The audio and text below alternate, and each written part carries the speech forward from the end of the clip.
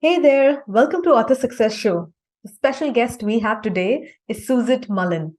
Suzette is an author accelerator certified book coach committed to amplifying the voices of LGBTQ memoir and nonfiction writers. Her favorite part of coaching is helping writers find the deeper story inside their experiences, and she also finds great joy in fostering writing communities, which is why she's created Write Yourself Out, a community exclusively for LGBTQ writers. Graveyard of Safe Choices, her memoir about coming out later in life, will be published by the University of Wisconsin Press in winter 2024. A founding board member of the Lancaster LGBTQ Coalition, she is the proud mom of two adult sons and lives in Lancaster with her wife and their 9-pound rescue pup. Hey Suzette, welcome to Author Success Show. Thanks for having me. I'm excited about getting to chat today. It's a pleasure, Suzette. See, I've been speaking to a lot of different book coaches, but what you do is really unique. But before I get into that, I would love to know how did you, or rather, when did you decide to become an author? Oh boy. Well, I think like many people, I've wanted to write a book for a long time, and there were many different times along the way when I was quite a bit younger, when I was in my 30s and 40s, that I tried to get started on that and took workshops and went to classes and had lots of outlines and lots of notes, but I wasn't able to gain a lot of traction on it. So I have a lot of drawers of many pages of notes, but it was in my early 50s when my kids went off to college and my nest was empty, that I made the decision to kind of put a stake in the ground, and that I was going to finally take action on my dream of being a writer. And that's really when this whole journey got started. Wonderful. And you said that you've been thinking of writing a book even in your 30s and 40s. Was it always a memoir about some aspect of your life? Um, I think that there always was an aspect of a personal story in there. But the form of what the book was going to look like I had lots of different ideas. And I find that as a book coach, I find that's really, really common with the writers that I work with, especially the ones that come to me in the beginning, because they know there's a kernel of a story that they want to tell, but they're not maybe exactly clear on what is the story and what form they're going to tell it in. So yeah, I had lots of different ideas, and I was at a very different stage of life, and my life looked very different in my 30s and 40s than it does today. I'm not going to reveal the exact age, but um, let's just say I'm not in my 30s and 40s anymore. Yeah, and Actually, I will reveal my exact age. What I am, you know what, I am proud of. I'm proud of being where I am in this stage of life. I am, as we're recording this, I'm 61, on the cusp of 62. And for all of your listeners who are younger, I'm going to just tell you, it gets better. It just gets better. this is so reassuring, Suzette, because a lot of people I meet, they feel so bad that they've been procrastinating their book project for 2 years or 3 years. But here's a person who has waited for a couple of decades to finally get it right. Maybe there is divine timing or something that needs to happen at the right time. And it's okay, to sometimes intentionally procrastinate certain things. And one shouldn't really feel bad about it, right? Yeah, I mean, I think here's the deal. Writing a book is a major undertaking. It's a big project, and it's a time commitment. It takes energy, it takes time, and it takes focus. And when you are live, most people have very busy lives these days. And I think that you do need to have that urgency. You have to have clarity on why you're writing your book and what impact you hope to make with the book. And actually, that's the first question I start with when I work with authors, is helping them tap into that deeper why. Yeah. Because if you don't have that, it's really hard to see a project like this through. Yeah. So what I would say to everyone who's listening, don't beat yourself up if you haven't written the book that you think you should have written by now, but pay attention to that inner voice. And when you feel like it's urging you, it's a deeper calling. Pay attention to that and take action. Yeah, that's very good advice. So when you finally decided to sit down and get the book written, you actually worked with a book coach yourself. So how did you realize that you needed a coach to guide you to finish the manuscript?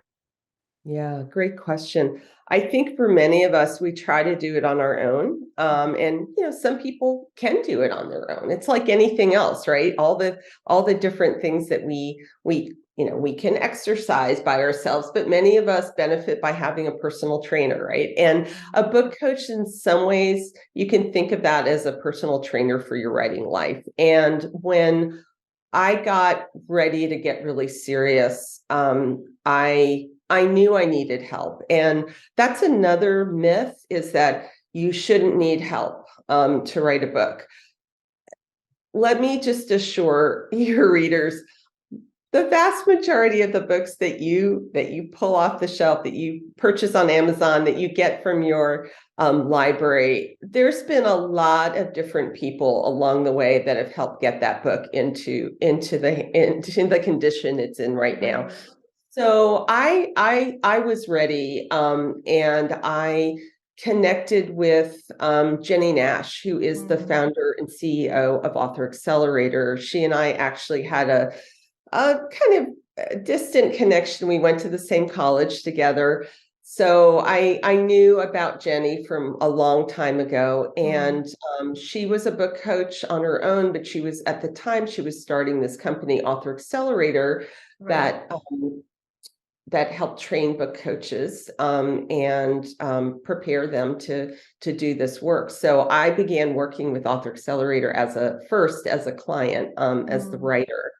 And then I later transitioned to also becoming certified myself. You could have taken Jenny's help, written your book, and moved on with your life. But why did you decide to get certified and help other authors by becoming a book coach yourself?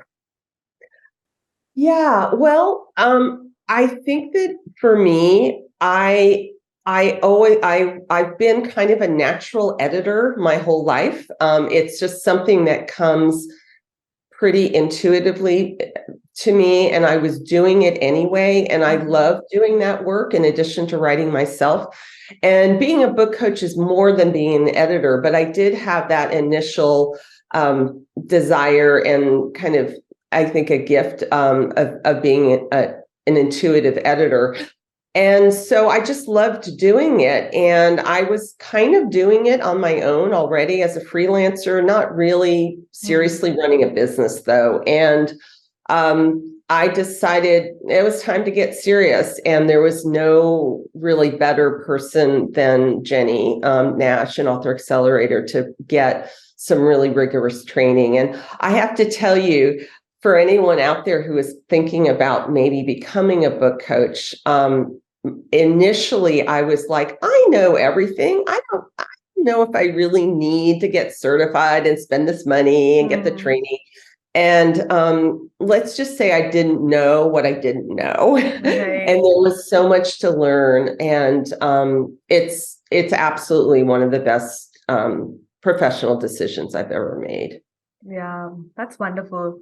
Because sometimes, as you rightly said, we may have the experience and the skill, but there could be that knowledge that's missing. And by getting yourself certified, you also learn a tried and tested process, and you could then customize it later to suit you. But just having that structure really helps when you want to set up your own practice.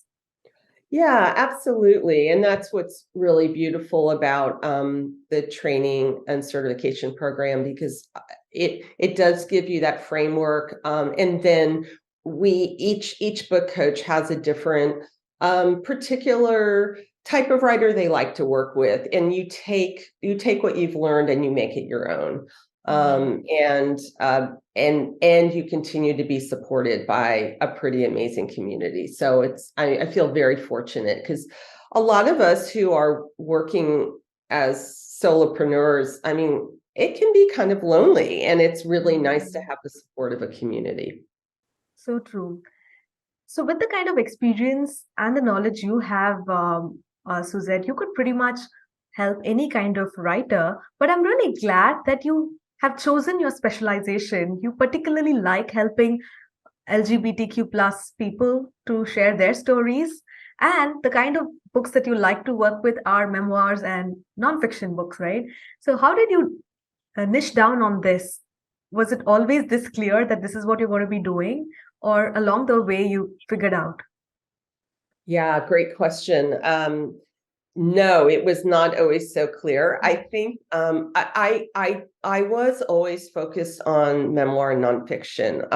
I enjoy reading fiction, and I am certified in fiction, and really story is story. But I was really drawn to memoir and nonfiction, and because that was what I was also writing and what I tend to read.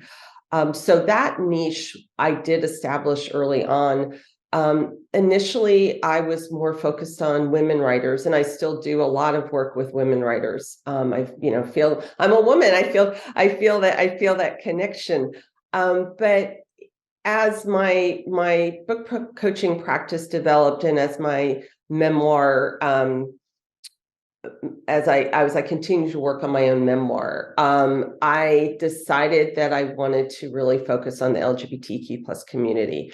Because my memoir, which is called Graveyard of Safe Choices, it's kind of a later in life coming of age and coming out story. And as I began to embrace and my identity as a member of the queer community, I saw a real need out there to work with queer writers. I mean, it was not only a need, but it was a desire, a real passion to get more of those stories out into the world. And as far as I could tell, there wasn't another book coach that was really specializing in this area. And I just could see the need for queer writers to have a safe space with someone who could understand their experience. And so, yeah, I guess it's been, I've lost track of time. I don't know about you during these times that we're living in, but about a year and a half ago, I made the decision to go all in with working with queer writers. I had been working with some, but to really kind of, again, put that stake in the ground and say, this is what I'm going to do. And it's a little, in the beginning, I think for entrepreneurs, it's scary to niche down. But I'm really enjoying that work. And I also, I do still work with straight writers. It's not that I'm like, no, I won't work with you. It's just that this is where my focus is you're just now. putting the message out there so that you can attract more of the writers that you enjoy working with. Exactly. Yes. Beautiful. So, Suzette, even at Happy Self-Publishing, we mostly publish nonfiction books. So, from the experience of talking to a lot of writers, I've noticed that when it comes to writing a business book or a self-help book, people kind of, get it done in a few months because it's pretty straightforward. But memoir writers usually write it for years. So, what do you think are the challenges of writing a memoir versus some other form of like a how-to kind of a book? Yeah, I mean, a how-to book has typically a more straightforward structure and a more straightforward arc. You're writing for a particular audience. Your audience has a problem, and you're providing a solution. And so you're taking your reader on that journey. It's a transformation journey. With memoir, yes, we've got a narrative arc, but it's the arc of the writer's, the author's story. And our lives, we understand, or we know the things that have happened to us in our life. The particular experience we want to write about. I mean, those are facts, unlike a novelist who's making up a story. Well, we've lived those facts. Yeah. So usually the actual facts, or what we might call the plot, are clear, they're obvious. But what isn't clear, and what can take a lot of time, is really the meaning underneath those facts, the plot, the deeper significance, and that's tapping into the universal. And it can just take time to just continue to peel the onion and get clearer and clearer and clearer on what your story is really about. And I don't believe it's something you can rush. I mean, memoir, it doesn't have to take years and years and years, Yeah. but it can. And I'll give you a quick example. When I thought my book was ready, and this would have been the winter of 2021, I had gone through multiple drafts. I was ready to query my book with agents and whatever. And I began the query process, and I didn't get anywhere. And so I went back to my book coach, the book coach I'd worked with on an earlier draft, and we sort of was like, what's the problem here? And dug back into the manuscript, and it was just clear that although I thought I was ready and I thought I knew what my story was about, I still had more work to do. So I went back and I did a much more significant revision, and then I queried again a year later, and that's when I got my book deal. And so there's just a lot of layers. Yeah. I mean, there's, and it takes the time it's going to take. And what I do, I don't want to say mistakes, but one of the things that is so tempting, and I did it myself, is that we want our book to be ready, right? So we want it to be ready. And sometimes it's just not. And you want the best book you can possibly write, because that's what's going to be out in the world. Yeah, sure. So what are some of the tips you would give to memoir writers to just make the process better for them? Well, I mean, of course, I'm a little prejudiced because I'm a book coach, but what I would say in general is don't go it alone. As we mentioned earlier in our conversation, books are not written in isolation. I mean, yes, the writer is the one who ultimately, as I say, has to put their butt in the chair, has to type the words, has to do the work. But the idea that you're going to do it alone, and you do need support, and that you need different kinds of support, I think, along the way. What I do with my writers who come to me in the beginning is we get clear on the foundation, the fundamentals, and then sometimes they'll go off and write a first draft on their own.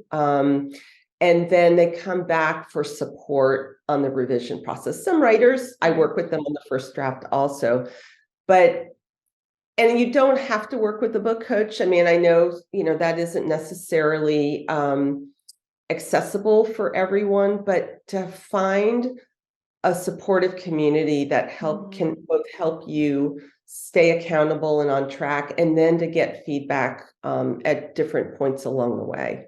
Yeah, I think that's very, very important advice, because a lot of people make this journey so lonely that at the end of it, they don't feel good about it. They would have done a much better job if they had the support of a coach or a community. So when people come to you for one-on-one coaching, so how does the process work? You said already that some people just need that initial help, and then they will write the first draft and come back to you, whereas others would want to work with you on a continuous basis. So how does one decide which of the two is a better option? And once they sign up with you, do they meet you every week, or how does the process look like? Yeah, so with virtually everyone I work with, we start with a clarity intensive, which is I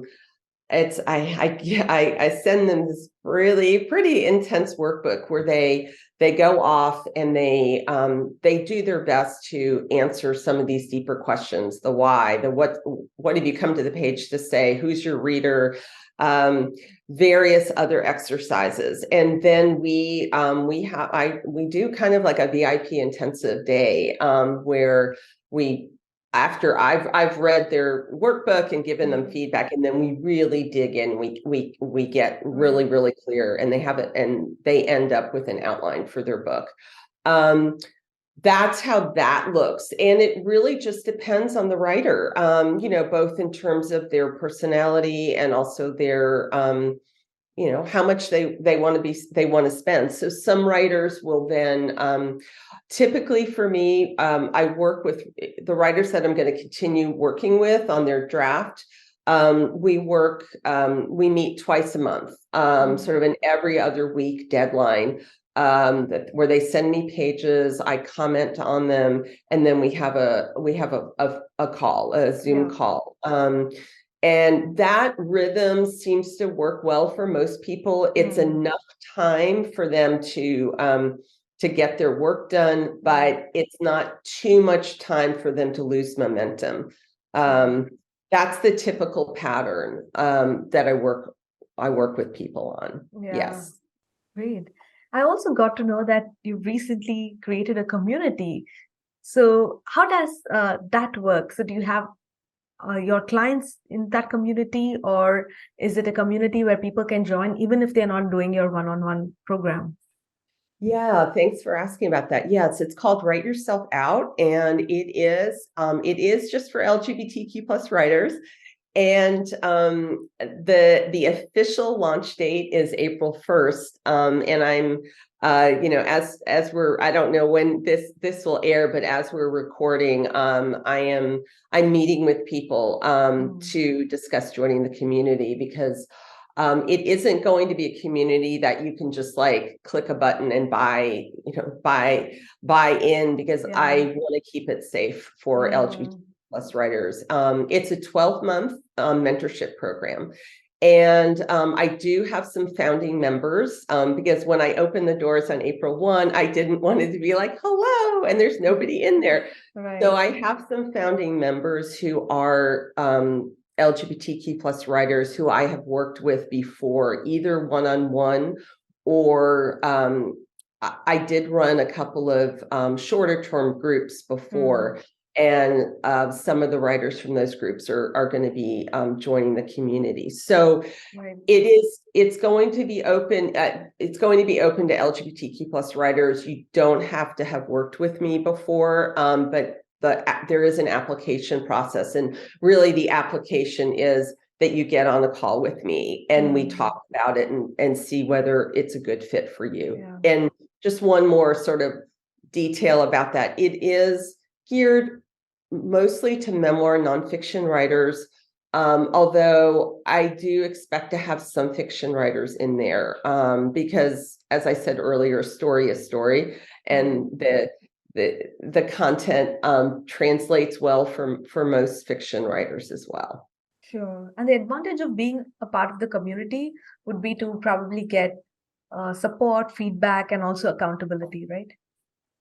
Yeah, exactly. I mean, there's kind of a number of pillars. You get the information of how you go from idea to publication. I've got some online courses inside, and the content is, I'm calling it, it's very queer centered. The mentor texts and the examples I use are primarily from queer authors, and so you get that knowledge that you might not have otherwise, but then you have the accountability of we have group coaching calls every other week, and there's going to be opportunities for other forms of accountability. There's co-writing sessions.